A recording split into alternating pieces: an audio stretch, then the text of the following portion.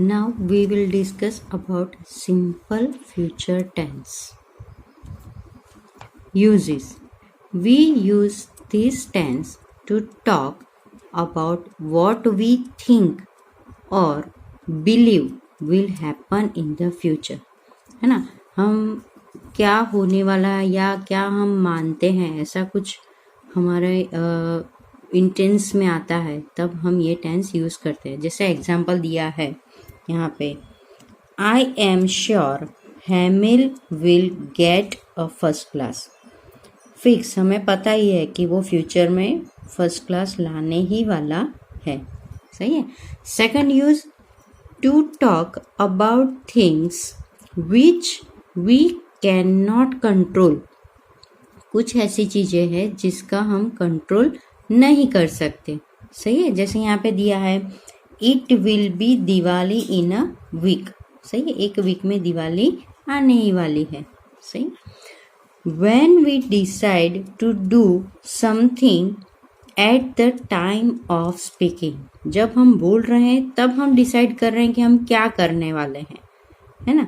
या कुछ एक्शंस हो रही है, उसके हिसाब से हम अपना नया एक्शन फिक्स करने वाले हैं कि हम ये फ्यूचर में करने वाले हैं, ऐसा कुछ दिखाना है, तब हम ये यूज करते हैं. जैसे it is raining, I will take an umbrella. सही है. अब बारिश हो रही है, ये एक्शन चल रही है, गोइंग ऑन है. सही है. तो हम नियर फ्यूचर में क्या एक्शन करेंगे, विल टेक एन अम्ब्रेला. सही है, हम अम्ब्रेला लेके जाएंगे. ओके. नाउ फॉर्मेट, जैसे उसमें था टू बी का, प्रेजेंट में टू बी का फॉर्म लिया था हमने, एम इज आर. पास्ट में लिया वॉज वेयर. वैसे ही यहाँ पे हम लेंगे शैल एंड विल. सही है. तो पॉजिटिव फॉर्मेट क्या बनेगा, subject plus shall will plus V1 plus other word. People will fight against corruption. Okay. Negative में as usual subject plus shall will plus not plus V1. He will not play today. And interrogative will या फिर won't. Negative sentence अगर हमें बनाना है, negative interrogative बनाना है, तो हम won't use करेंगे. Otherwise will plus subject plus V1 plus other word. Won't you study now. Okay. अब यहाँ पे हम एक now we will going to discuss about a special feature or a special construction which is used parallel to simple future tense. It's a going to. सही. अब वो कैसे बनेगा, be plus going to plus base form of the verb, है ना. जैसे example लिया है, she is going to join us soon. सही. एक्शन तो फ्यूचर में ही होने वाली है, पर हम यहाँ पे, हमें देखिए, हमने यहाँ पे इज गोइंग टू का यूज किया है. सही. यहाँ पे हमने सिंपल फ्यूचर का यूज नहीं किया है. सही. तो कब हम ये गोइंग टू यूज कर सकते हैं, तो पहले देखिए, if the action is already decided and preparations have been made. सही. एक्शन फिक्स है, डिसाइडेड है. सही है. और उसके लिए जितनी भी प्रिपरेशन होनी चाहिए वो हो चुकी है, तब हम ये गोइंग टू यूज करेंगे. जैसे यहाँ पे एग्जांपल लिया है, सपोज कोई पर्सन आपको पूछ रहा है, why do you want to sell your motor bike. तो आप आंसर क्या दोगे, I am going to buy a car. सही है. आई एम गोइंग टू माने आपकी एक्शन फिक्स है, फ्यूचर में आप वही करने वाले हो, और उसके लिए आप उनकी प्रिपरेशन भी हो चुकी है, आपने अपनी मोटर बाइक भी सेल कर दी है. सही है. Next is to predicate a future action when there is clear indication that it will happen. The baby is going to catch a cold because it is not wearing a cap. कुछ ऐसे prediction है जो होने ही वाले हैं, क्योंकि उसके related कुछ एक्शंस आप देख रहे हो। जैसे यहाँ पे हमें दिया है कि baby is going to catch a cold, baby को कोल्ड होने ही वाला है। क्यों होने वाला है? Because it is not wearing a cap, क्योंकि उसने कैप नहीं पहनी हुई है ना। तो ये सेकंड यूज हुआ। Third use, when we decide to do something at the time of speaking, I will have a glass of orange juice. सही है, मैं orange juice. To express the views of the speaker, I will consult a specialist for my eye problem. सही है, माने अपने views आप express कर रहे हो तब ये फॉर्मेट यूज किया जाता है। To offer to do something, I will make a cup of coffee for the guest. आप कुछ करना चाहते हो, आप ऑफर कर रहे हो कि आपके लिए मैं ये काम कर सकता हूँ। सही। To request somebody to do something, will you bring my bag please. And last one, to promise to do something, आप कुछ प्रॉमिस कर रहे हो, I will bring a cricket set for you.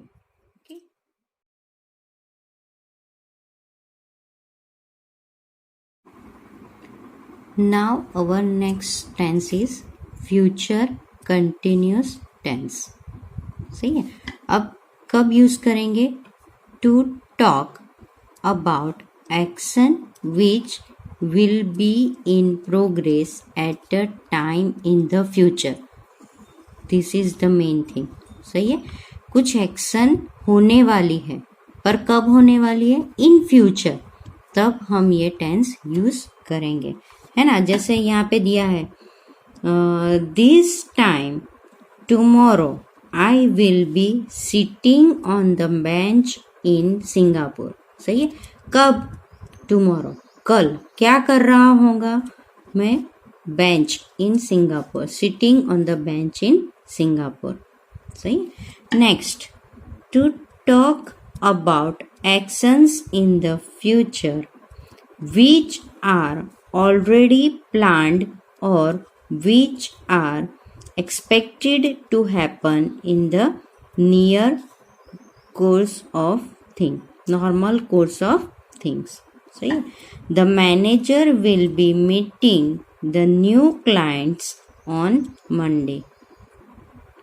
ठीक है, नॉर्मल कोर्स में जो actions होने वाली है, ऐसा कुछ हमें दिखाना है या प्लान्ड है। सही है, तब हम ये टेंस यूज कर सकते हैं। When a longer ongoing future action interrupted by another shorter future action, Sohan will be studying when you reached home। सही है, कुछ एक्शन जो चल रही है इन फ्यूचर, सही है, चल रही होगी, आपको ऐसा कुछ दिखाना है, तब हम ये यूज कर सकते हैं। Now format,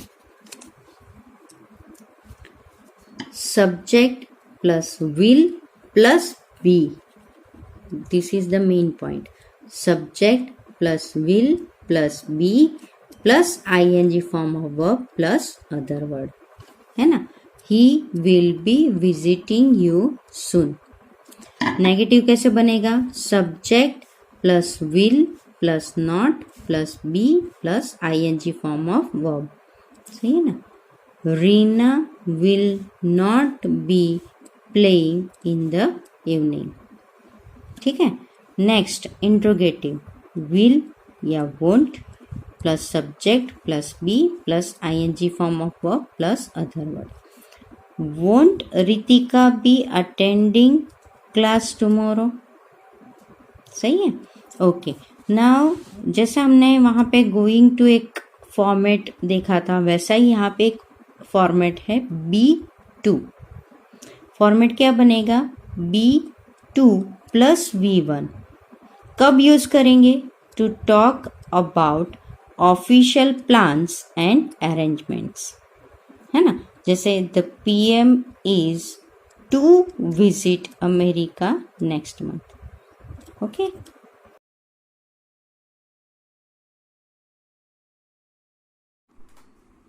Now, next tense is future perfect tense. Uses to talk about action that will be completed by a certain future time. कुछ फ्यूचर में वो एक्शन कंप्लीट होने वाली है, ऐसा कुछ अगर हमें दिखाना है तब हम ये टेंस यूज़ कर सकते हैं. जैसा एग्जाम्पल देखिए, he will have prepared her speech by Tuesday. सही है, फ्यूचर टाइम, ट्यूसडे से पहले वो अपनी स्पीच प्रिपेयर कर देगा. सही है, ओके. नेक्स्ट एग्जाम्पल देखिए, he will have left before you go to see him. ठीक है, अब उसके फॉर्मेट्स देखिए. पॉजिटिव में क्या आएगा, subject plus will have plus V3 plus other word. She will have return the letter by evening. अब यहाँ ध्यान में रखिए, विल के बाद ऑलवेज हैव आता है. यहाँ पे हम सब्जेक्ट के हिसाब से चेंज नहीं करते हैं. जैसे सब्जेक्ट शी है तो हमने हैज़ नहीं लिया है. इसका फॉर्मेट ही यही है कि सब्जेक्ट प्लस विल हैव. ठीक है, अब नेगेटिव में क्या बनेगा, subject plus will plus not plus have plus V3 plus other word. The boy will not have left by evening. And interrogative, will या won't plus subject plus have plus other words. जैसे will Vinay have eaten his breakfast by then. Next tense is future perfect continuous tense. Uses for actions which will in progress over a period of time that will end in future. ठीक है, he will have been cycling for about an hour by the time the sun sets. Positive में क्या बनेगा, subject plus will have been plus ING form of verb plus other word. जैसे I will have been teaching for 20 years next July. ठीक है, अब ये ज़्यादातर ये टेंस हम जनरली यूज़ नहीं करते हैं. सही, तो उसका नेगेटिव और इंट्रोगेटिव फॉर्म अगर फॉर्म यूज़ में ही नहीं आता इसलिए मैंने नहीं बताया है. ओके.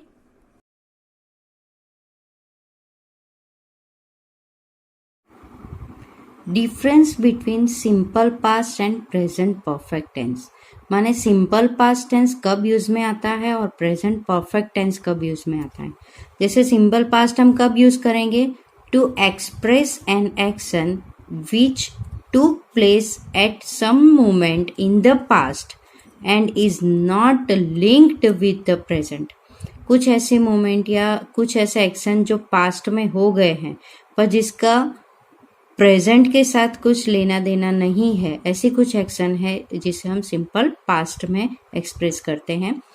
जैसे I lost my mobile last month. ठीक है, if a part of action is linked with the present we express in the present perfect tense. जैसे I have bought a new mobile, माने कब लिया था, पास्ट में लिया था पर अभी भी वो मेरे पास है, माने प्रेजेंट में भी वो लिंक करता है, इसलिए हम ये यूज़ करेंगे प्रेजेंट परफेक्ट टेंस में.